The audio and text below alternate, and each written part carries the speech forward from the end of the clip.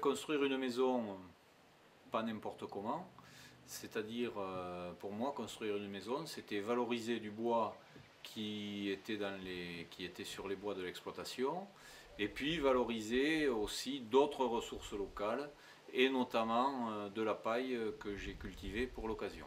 J'ai commencé un travail bibliographique à partir des années 2005, quand j'ai senti que mon projet était prêt, que j'avais fait j'avais fait la synthèse des techniques, j'avais rencontré des gens. J'ai ficelé un projet que j'ai soumis à un architecte.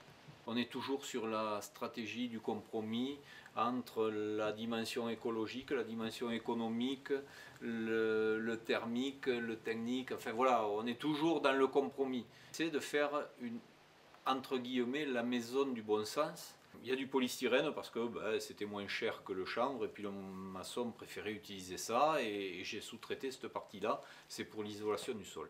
Pour les autres matériaux, c'est du bois, de la paille, et un mortier qui est composé de sable, 3 volumes de sable, 4 volumes de sciure de bois, donc on récupère le produit des sciages des pièces de bois, et un volume de chaux aérienne et un volume de ciment.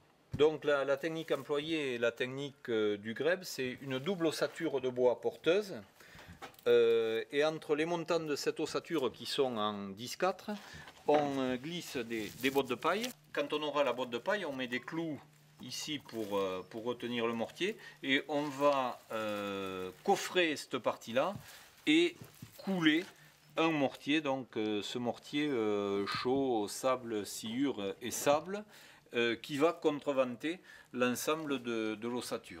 C'est une maison qui respire.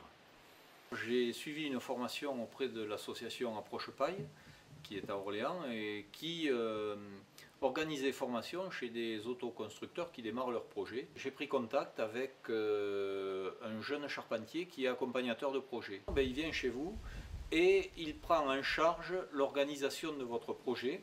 Comme on est sur de la construction participative, il forme les gens, les aides bénévoles qui vont venir vous aider sur votre chantier. Il faut être très patient. Ce dont j'aurais envie, parce que je rêve toujours de nouveaux projets, c'est d'arriver à capitaliser cette expérience que j'ai eue. J'aimerais bien pouvoir concevoir un modèle de maison dans l'esprit de la maison à 100 000 euros, mais la faire à moins de 100 000 euros, la faire à 50 000 euros en autoconstruction. Parce qu'au début du siècle, il y a un ingénieur qui s'appelle Monsieur Feuillette, qui à Montargis avait déjà conçu ce type de maison au sortir de la guerre. Mais on n'a pas dû le croire.